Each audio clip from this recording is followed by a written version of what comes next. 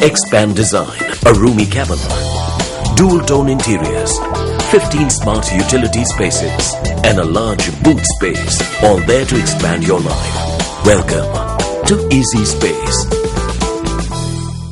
ஒரு தேசத்தின் தொல்லியல் எச்சங்கள் பாதுகாக்கப்பட வேண்டிய பொக்கிஷங்களாகும். ஒவ்வொரு தேசமும் அதன் தொன்மையான வரலாறுகளால் பெருமை கொள்கிறது. நேற்று உங்களுக்கு ஞாபகம் இருக்கும், குறிப்பாக அம்பாறை மாவட்டம் தாண்டியடி சங்கமன் கண்டி கிராமத்திலிருந்து சில கிலோமீட்டர் தொலைவில் காணப்பட்ட ஒரு பண்டைய புராதன நகரம் தொடர்பாக நியூஸ் ஃபர்ஸ்ட் உங்களுக்கு தகவல்களை வழங்கியது.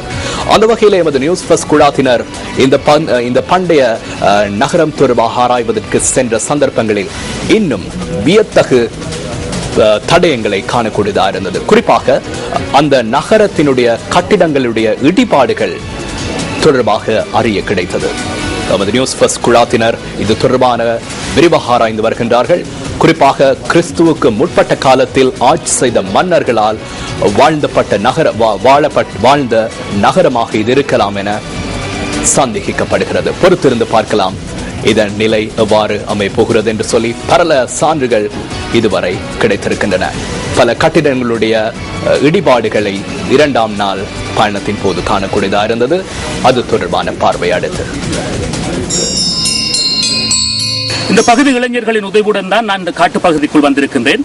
இது பல்வேறு ஆச்சரியப்படத்தக்க விடயங்களை நாங்கள் காணக்கூடியதாக இருக்கிறது. எங்களுடைய முன்னோர்கள் எவ்வாறெல்லாம் வாழ்ந்திருக்கின்றார்கள் என்கின்ற எச்சங்களை நாங்கள் இங்கு காணக்கூடியதாக இருக்கிறது. எது எவ்வாறாயினும் இந்த தொடரினூடாக இந்த விடயத்தின் பாரம்பரியத்தை நாங்கள் அறிந்து கொள்ள முயற்சிக்கின்றோம். மலைக்குன்றுகளில் உரல் வடிவில் தூண்டப்பட்ட குழிகளையும் அதனை அடுத்து நடுக்கல் போன்ற அமைப்பில் நிலத்தில் நடப்பட்டிருந்த கல்லினையும் நேற்றைய தினம் நமக்கு காண கிடைத்தது.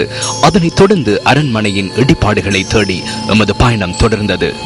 மீண்டும் பாறைகள் வழியாகவும் அடர்ந்த முட்செடிகளின் ஊடாகவும் நாம் நடந்தோம்.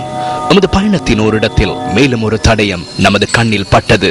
அது கட்டிடம் ஒன்று அமைந்திருந்த ஒரு இடமாக தெரிந்தது. அந்த இடத்தில் ஒரு மலைப்பாறை அமைந்திருந்தது. அதன் அருகே பாறைகளாலான தூண்கள் ஆங்காங்கே நடப்பட்டிருந்தன. சில தூண்கள் நிலத்தில் விழுந்து கிடந்தன. எல்லைகளில் அத்திவாரம் போல் வெட்டி எடுக்கப்பட்ட கத்தூண்கள் நிலத்தில் கிடையாக அடுக்கப்பட்டிருந்தன. மேலும் அந்த இடத்தில் பலகை போல் வெட்டப்பட்ட நீள் சதுர வடிவிலான கற்பாறைகளும் ஆங்காங்கே காணப்பட்டன. அந்த கற்கள் சுமார் 4 அடி அகலமும் 8 அடி நீளமும் கொண்ட ஒரு கட்டில் மெத்தையின் வடிவில் மிக நேர்த்தியாக வெட்டப்பட்டிருந்தன. இவ்வாறு வெட்டப்பட்டிருந்த வேறு சில கற்பாறைகள் அளவில் வித்தியாசமானவையாக இருந்தன.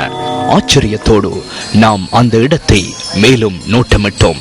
அங்கு உடைந்த நிலையிலான செங்கற்களை ஆங்காங்கே காண முடிந்தது. அந்த செங்கற்கள் நமது பாவனையில் உள்ள செங்கற்களை விடவும் அளவில் பெரிதாக இருந்தன. இந்த பயணத்தின் போது தாண்டியடியைச் சேர்ந்த நண்பர்களும் எம்முடன் இணைந்திருந்தனர். இந்த இடம் அவர்களுக்கு ஓரளவு பரிச்சயமானது. அவர்கள் சில வருடங்களுக்கு முன்னர் இந்த இடத்துக்கு வந்த போது இங்கிருந்த சில பொருட்கள் தற்போது காணாமற் போயுள்ளதாக அவர்கள் கூறினார்கள். இந்த இடத்தில் சட்டவிரோதமாக புதையல் தோண்டுவதற்காக வருகின்ற நபர்களால் இங்கிருந்த சில பிரதான பொருட்களும் களவாடப்பட்டிருக்கலாம் என்கிற ஐயம் நமக்கு ஏற்பட்டது. இங்கே நீங்க பார்க்கலாம், இந்த மலையில் சம இடவழியை கொண்ட துளைகள் இடப்பட்டிருக்கின்றன.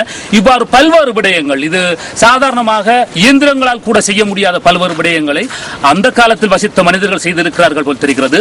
இங்கே ஒரு மன்னர் வாழ்ந்த அடையாளத்துக்குரிய பல்வேறு கற்சிதைவுகளை நாங்கள் காணக்கூடியதாக இருக்கிறது.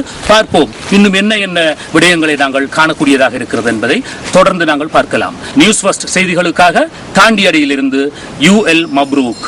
இந்த நிலையில் நமது பயணத்தின் இடையில் கல்வெட்டுக்கள் சிலவற்றினையும் காண முடியும் என்று நம்முடன் வந்தவர்கள் கூறினார்கள். அந்த கல்வெட்டு எப்படி இருக்கும், எவ்வாறு எழுதப்பட்டிருக்கும், அது என்ன மொழி என்கின்ற ஏராளமான கேள்விகளுடனும் கல்வெட்டை காணும் ஆவலுடனும் நாம் பயணிக்க தொடங்கினோம். எமது தேடல் பயணம் நாளையும் தொடரும். உங்கள் வாழ்க்கை, எங்கள் செய்தி.